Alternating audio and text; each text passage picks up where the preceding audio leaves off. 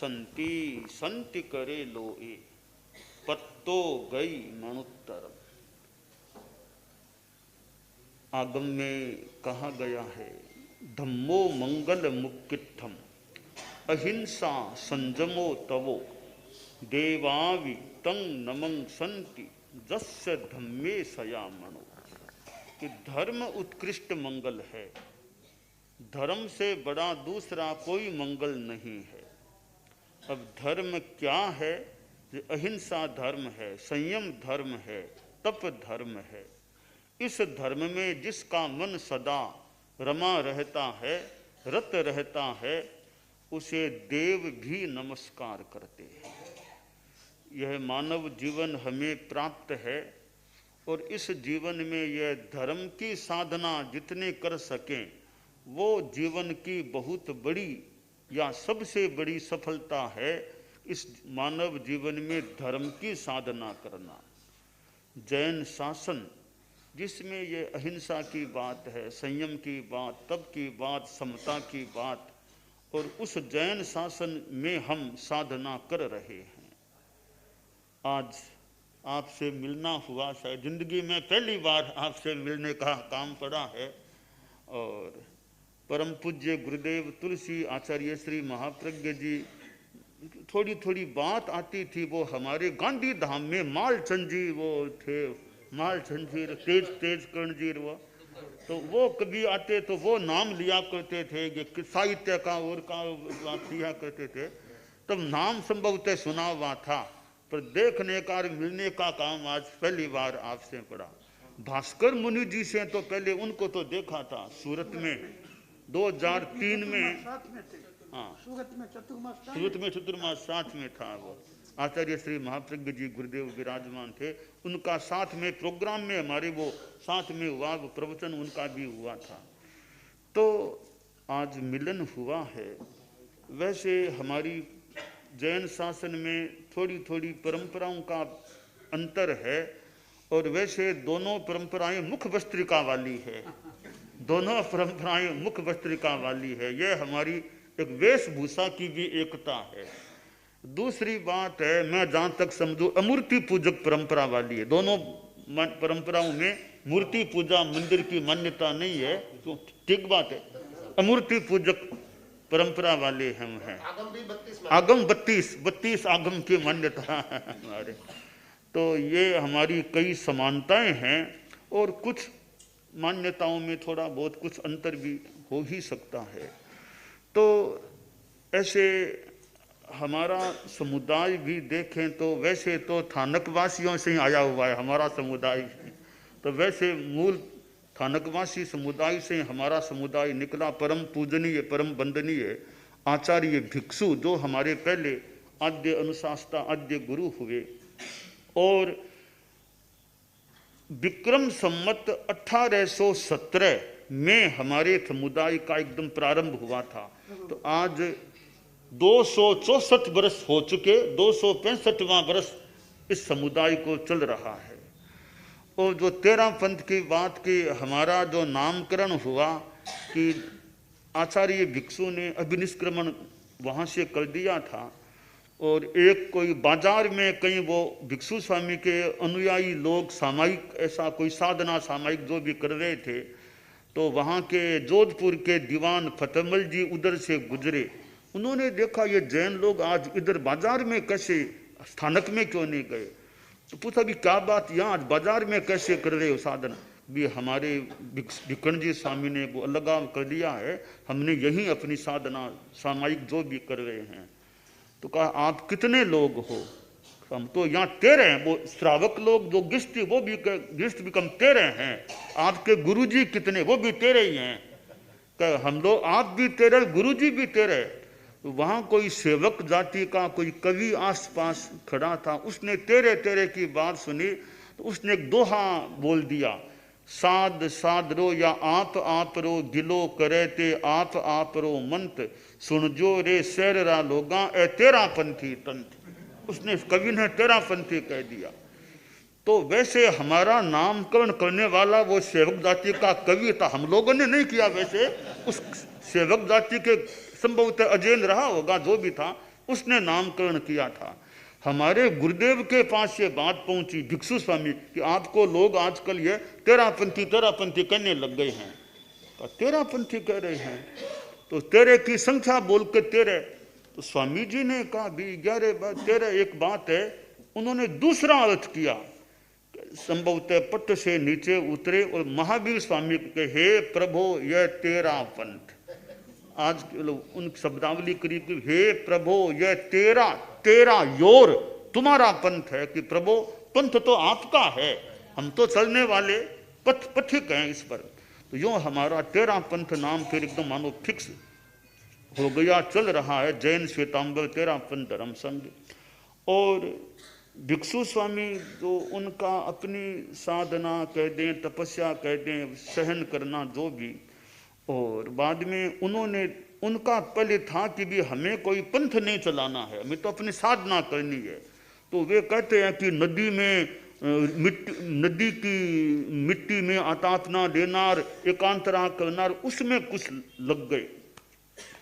तो उनके साथ वाले 2 संत थे, उन्होंने कहा कि गुरुदेव आप ये क्या करते हो, तपस्या से शरीर को सुखा रहे हो, कभी आप में तो बुद्धि है, ज्ञान, आप लोगों में धर्म का प्रचार करो, तपस्या तो हम भी कर लेंगे, यह काम हम पर छोड़ दो, आप तो धर्म का प्रचार करो। फिर वे इसमें लगे। तो फिर यह समुदाय का संख्या बढ़ती गई और बढ़ते बढ़ते संख्या आगे बढ़ गई और बाद में क्रम से 9वें गुरुदेव हमारे आचार्य श्री तुलसी हुए, जो लीमड़ी पधारे थे। गुरुदेव तुलसी सन 1967 में कोई जून महीना करीब रहा होगा, तब वे लीमड़ी भी पधारे थे। संभवतः एक दिन रुके होंगे, लीमड़ी पधारे। और उससे पहले हमारे तीसरे गुरु, आज से कोई 150-200 कितने वर्ष पहले आचार्य श्री रायचंद जी स्वामी, तीसरे आचार्य श्री, तो वो भी लीमड़ी पधारे। 10 दिन का प्रवास कहते हैं यहाँ लीमड़ी में उन्होंने किया था, यह इतिहास में यह बात आती है। तो उसके बाद अब हमारा आज यहाँ लीमड़ी में आना हुआ है। तो लीमड़ी में मैं तो पहली बारी आया हूँ, सौराष्ट्र में भी मतलब इससे पहली बारी इधर आना हुआ है। तो आना हुआ तब सुना कि आपका यहाँ प्रवास, तो वो श्रावक वो आए थे, भरत भाई यहाँ वो आए थे, बातचीत हुई, तो मिलना हमको मिलने का देखते हैं। तो फिर मैंने कहा 3 बजे के आसपास वहाँ पहुँचने का रखते हैं, तो आपसे आज मिलना हुआ। और हम जैन शासन में अपनी साधना का विकास करते रहें, दूसरों की जितनी धार्मिक आध्यात्मिक सेवा हो सके वो भी करते रहें। तो अच्छा हुआ यहाँ लीमड़ी में आना हुआ और आपसे मिलना भी हो गया, तो यह एक अच्छा प्रसंग बन गया और खूब अच्छा रहे। और कहा 80वें वर्ष में बताया, 80वें वर्ष में चल रहे हैं, तो खूब अच्छी साधना भी चलती रही, स्वास्थ्य और सब खूब अच्छा है। ये हमारे संत लोग हैं, संत लोग, इनमें ये हमारे मुख्य मुनि के पद पर है। महावीर नाम तो मुनि महावीर है, इनको मुख्य मुनि का एक स्थान दे रखा है, वो हमारे काम में और में सहयोग में। और हमारे संत लोग हैं तो अपने अध्ययन और कोई काम करना, संभालना आदि आदि काम करते, काम में कोई अपने अपने ढंग से जो भी करते हैं।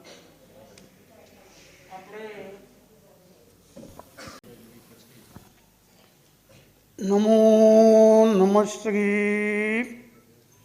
वीतरागाय अनंत वीतराग परमात्मना सुचरणों त्रिकाल वंदन एवं नमस्कार। गुजराती में बोलूँ कि हिंदी में? ગુજરાતી સમાજ બધો ગુજરાતી જ છે।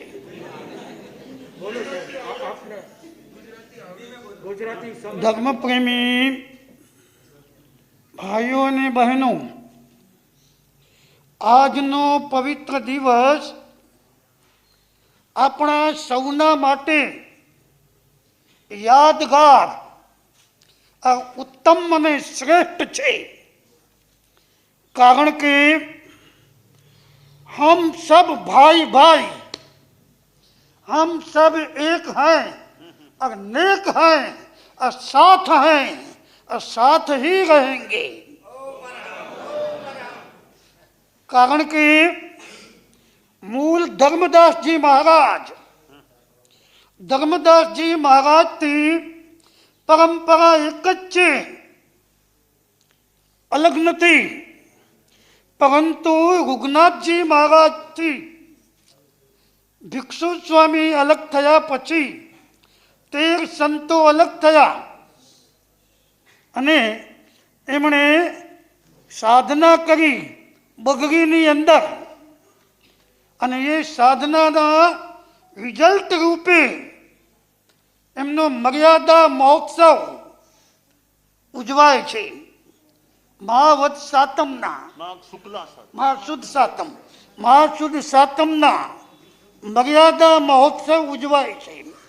તેરા પંથ સમાજ સાથે અતિ નિકટનો સંબંધ પ્રત્યક્ષ મુનિઓની સાથે મિલન થતા અને સાહિત્ય ક્ષેત્રે અને શાસ્ત્રની ક્ષેત્રે અમને સૌથી વધારે અગર કોઈ શાસ્ત્રો વાંચવા ગમતા હોય તો આચાર્ય તુલસીજીએ એક જબરજસ્ત કામ કર્યું કે જેમણે શાસ્ત્રનો એમણે સંકલ્પ કર્યો અને મહાપ્રજ્ઞજી એનું મૂળ નામ તો નથમલજી હતું, પણ મહાપ્રજ્ઞજી નામ આપેલું. એવી રીતે આચાર્યશ્રીનું નામ મુદિત મુનિજી, એમને પાછળથી આ મહાશ્રમણનું નામ આપ્યું. એવી રીતે અત્યારે એમણે કહ્યું કે આ સાધુને પ્રમુખ સ્વામી તરીકે નામ આપ્યું છે અને પદવી આપી છે. એવી રીતે ઘણા વખતથી પૂનમચંદ્રજી મહારાજ કચ્છમાં મળ્યા હતા, રવિન્દ્ર મુનિ મહારાજ સાહેબ હૈદરાબાદમાં મળ્યા હતા, તેવી જ રીતે રાકેશ મુનિ મહારાજ સાહેબ એ ત્યાં મળ્યા હતા હૈદરાબાદ, અને રવિન્દ્ર મુનિ મહારાજ સાહેબ અમને ત્યાં હુબલીની અંદર દીક્ષા હતી, દીક્ષા પ્રસંગની અંદર અમે એમને સાથે બેસાડ્યા, એમના હાથે ઉપકરણ અપાવ્યા. એટલે એટલી બધી નજીકથી અમારી છે.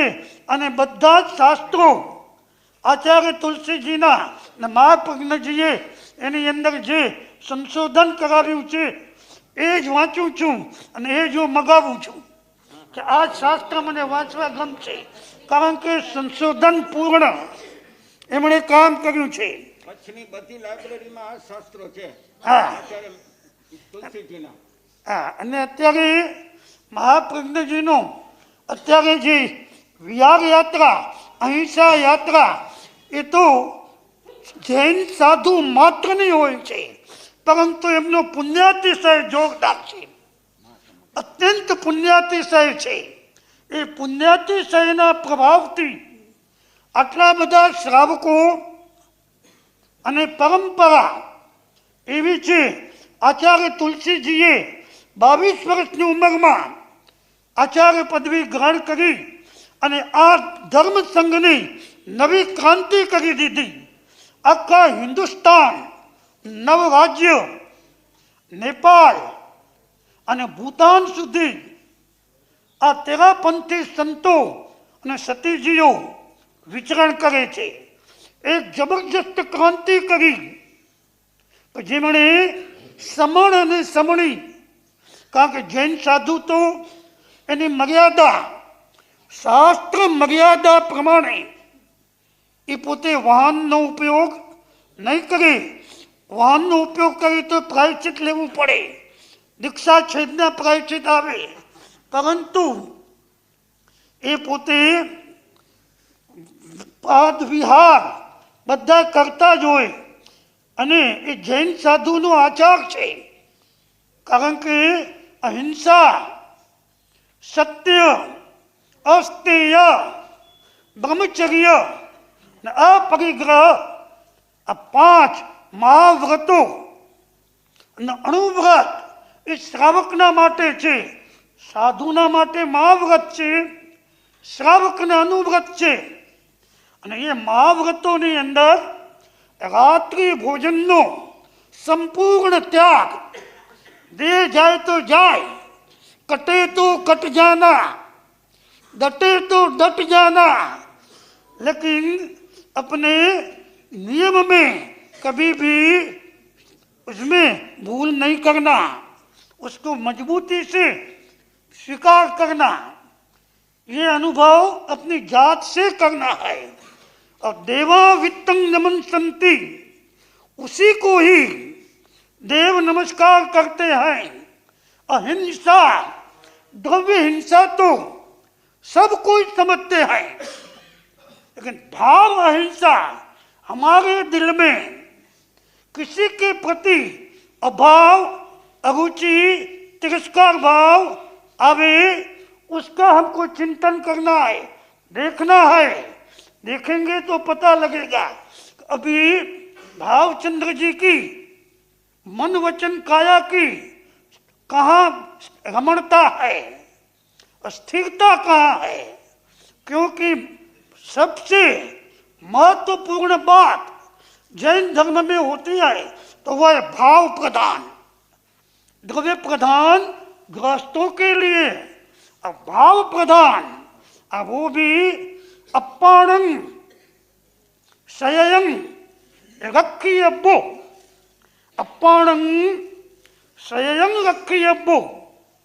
ये मनक मुनि को स्वयंभव ने जो बताया 6 महीने की आयु, उसमें आत्मकल्याण कैसे करेंगे 10 पूर्व में से उद्धृत करके उन्होंने 10वीं कालिक बतलाया। उसमें जो चूली का है उसमें यही कहा, सावधान हे मुनि, मौनात् मुनिरिति उच्यते। मौन रहे, द्रव्य से मौन रहना अलग बात है, पर अंतर्भाषा बंद होनी चाहिए। जब अंतर्भाषा बंद होगी, द्रव्य मौन तो किसी भी अवस्था में हो सकता है, वो सहज है, लेकिन अभ्यास तो वो करना है हमारी अंतर्भाषा बंद हो जाए।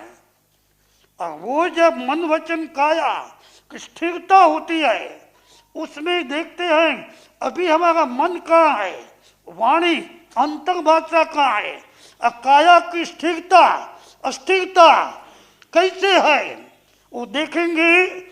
इसमें अपना दोष देखना और तुरंत उसको आलोचना, प्रतिक्रमण, प्रत्याख्यान, प्रायश्चित और पश्चाताप, 32 सूत्रों का सार इसी 5 ही शब्द में है। अगर यह श्रमणी कोई भी आत्मार्थी व्यक्ति अप्पाणं शययं रक्षियब्बो, इसको अगर आत्मसात करे तो उसके लिए आलोचना ओपन हो जाओ।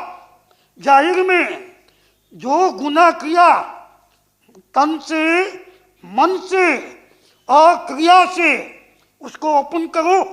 इतनी हिम्मत, इतनी शक्ति, इतना प्रभाव, इतना प्रताप अपने में होना चाहिए।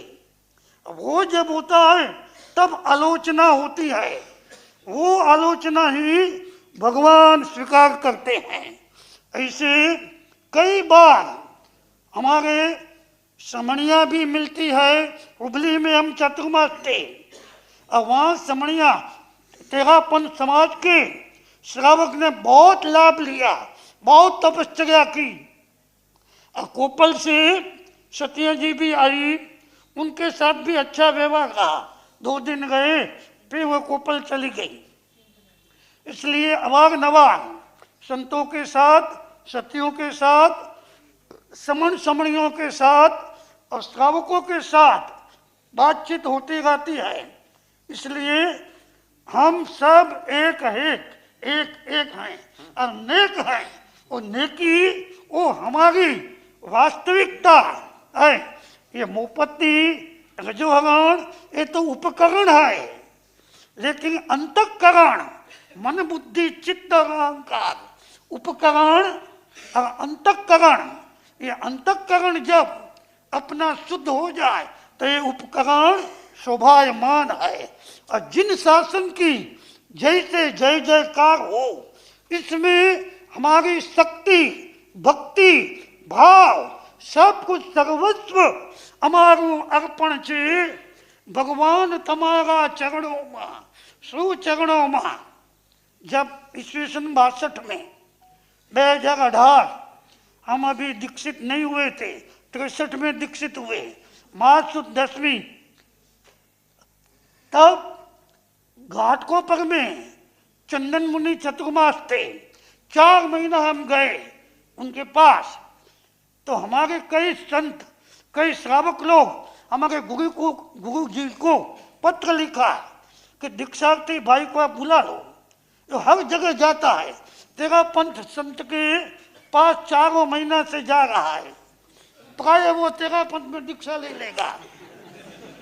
और हम श्रीमद राजचंद्र में भी जाते थे, अकांजी स्वामी में भी जाते थे, और मूर्ति पूजक समाज के संतों के पास भी जाते थे। तो हमारे गुरु ने कहा इसको जहाँ जाना है तो जाने दो, वो कहीं नहीं जाएगा, क्योंकि गाय जब आती है अपने बछड़े को याद करती है। अपने गुरु जो गुरु हैं, हरि रुष्टे गुरुस्त्राता गुरु रुष्टे न कश्चन, इसलिए गुरु वो हमारे अंधकार को दूर करके जीवन में आत्म प्रकाश करते हैं। ऐसे सभी के गुरुओं को नमस्कार करते हुए आज के मिलन को हम लिंबड़ी अजरामर तरफ से आपको पुण्य सम्राट का पदवी एनायत करते हैं। हम तो पुण्य सम्राट पदवी आपको एनायत करते हैं।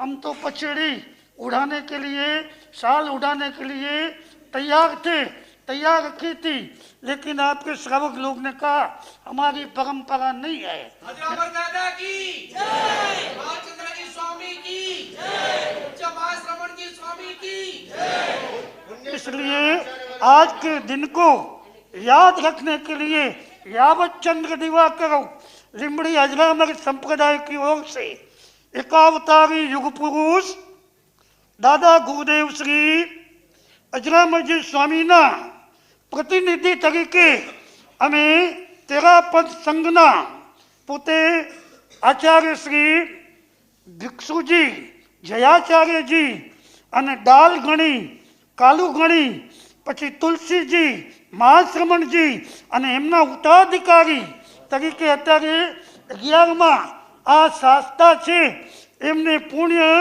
सम्राट तरीके आ पदवी आपी आजना दिवसने यादगार ऐतिहासिक कायमना माटे बन्ने संप्रदायना याद गए श्रावकों ने एक कही ने आ प्रवचन ने विराम आपी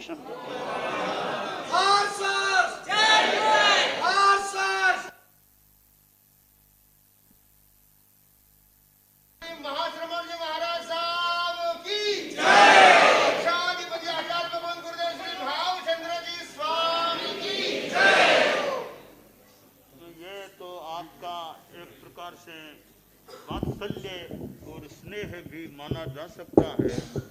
और वैसे सम्राट तो कभी आत्मा के सम्राट बन जाएं, आत्मा पर पूरा अंकुश हो जाए तो बड़ी बात है। और मुनि सम्राट ऐसे तो परम पूज्य गुरुदेव ने तेरा पंथ का जिम्मा सौंपा है, तो ऐसे तो आचार्य भी मुनिप होते ही हैं। और वो अलंकरण और आपका स्नेह वात्सल्य है। बाकी हम तो अलंकरणों से और से थोड़ा दूर रह के ज्यादा आत्मा में ज्यादा रह सकते, फिर भी आप